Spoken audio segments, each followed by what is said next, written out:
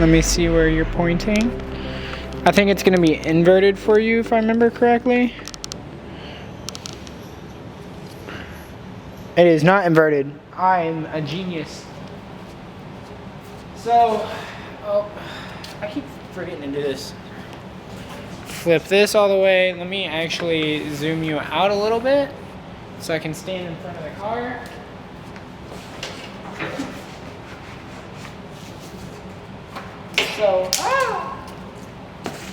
So here's my list. Obviously we need to get brakes done in it. I don't know what necessarily we're gonna run for brakes. There's been a lot of discussion on that. We haven't decided fully. Body kit, obviously not for the front. We already have our front clip on, which came off of one of our older race cars. I think it's actually an older gen clip. It's obviously been abused quite a lot. But the body kit is mainly the fender flares on the back that we need, just that match this clip. Body work, obviously it still has an insane amount of body work that needs to get done to it. I'm guessing it's probably going to take another week of just body work alone, like 12-hour shifts of just body work to get it even close. And then we might be happy at that point. 8.8 rear end, you saw, I don't know if it's going to be in this video. I don't know if this is going to be a whole separate video. I don't know how I'm going to set this up quite yet. I got to watch all the videos and kind of see where I'm at on things. But it might have been the last video. It might be the video coming up. We took the rear end out. I'll show you why here in a little bit because I didn't actually show the camera why. But the 8.8 rear end needs to go back in. It needs to get refurbished and some other stuff done to it. Paint, obviously, you know, we're not going to run a primer car, and we're not going to run a car that looks like it's literally had body work done in the past 24 hours. Comms, that's for me and my me and my passenger, navigator, that's the word, navigator, passenger, princess, whatever you want to call them. Obviously, communicating in a rally setting is extremely important. I don't know how I'm going to set that up yet. We have multiple options for that. I got to do some research into it. Hydraulic brake. A lot of those guys use hydraulic brake for anything that's like a hairpin turn, anything like that, where it's a 90-degree turn, so they are able to make that turn. E-brake, it's a manual transmission car. Pretty sure we're going to have an e-brake. I don't know. I'm going to put a question mark.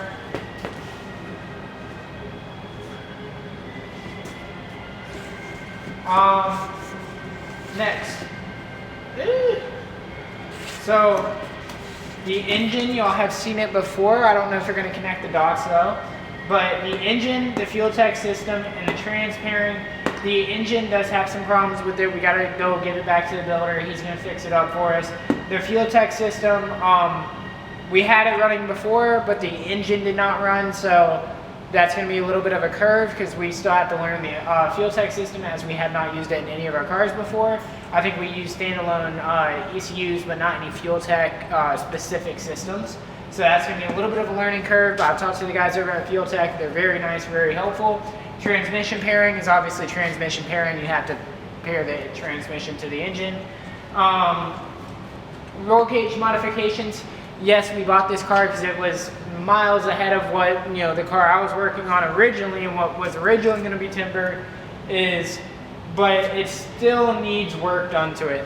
I will show you the bars that need to get put into it, but it still needs a lot of work done. So that's one of those things where we got to get that done, you know. Tubular front end. You will see either in today's video or tomorrow's video or yesterday's video.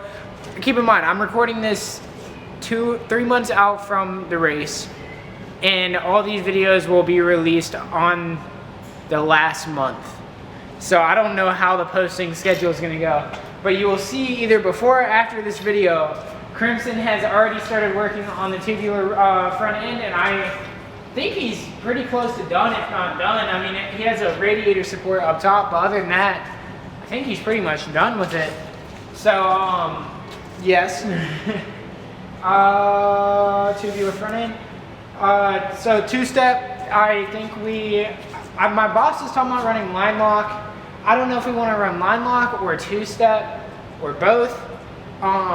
line lock, I don't really see it making sense for rally purposes, as if we run line lock, hold on. Okay, well my drink is not over here, so I guess I'm gonna continue talking.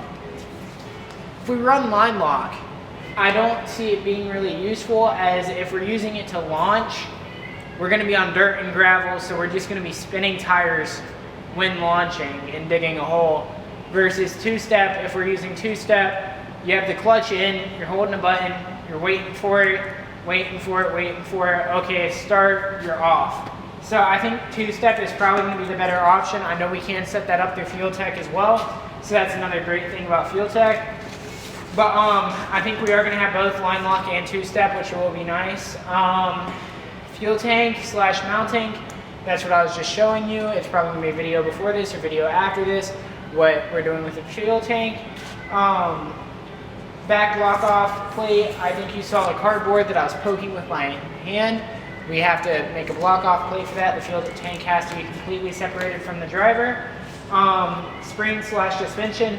Yes, I have basically a whole new front suspension in, but I do not have springs in yet, as this car has no engine, has no transmission, has no fuel tank, has no nothing. It's about as light as it's gonna get, meaning I cannot set it down and jack up on it so the spring compresses that way. So we're probably gonna have to get spring compressors and put them in that way.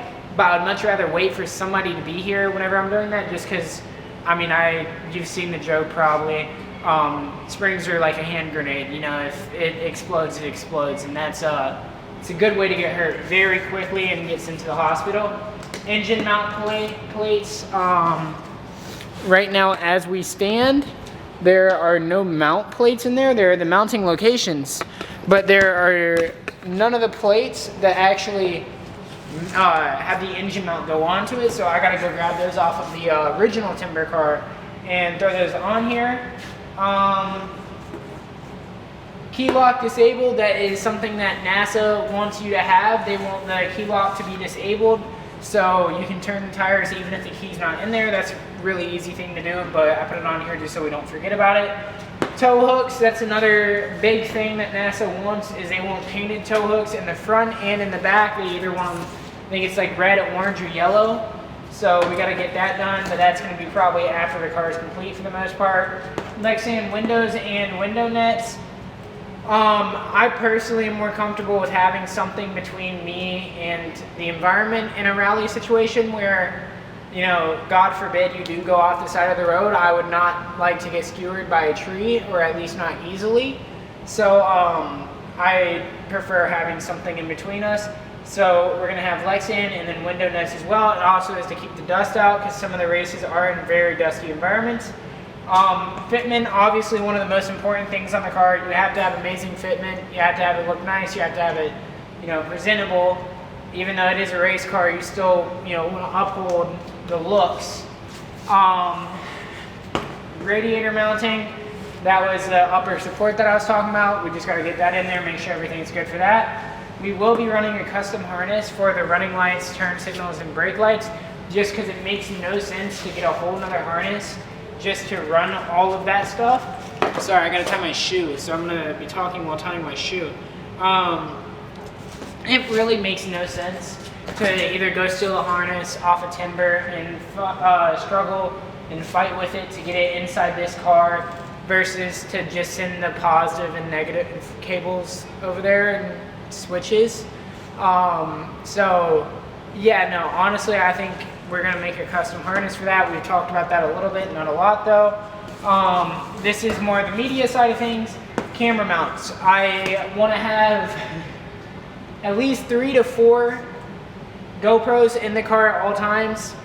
As far as whenever we're racing, anything like that, I wanna have a backwards angle, front angle, driver down angle, and then probably one on my helmet, or one on the passenger's helmet, or maybe even one on the driver and passenger helmet, just so you can kind of see what's going on all around the car. It's not a guess of, oh, okay, this turn, I took it too fast. No, you can see that I took it too fast, or anything like that. Oh, the camera battery is about to die. Let's see if I can make it through it.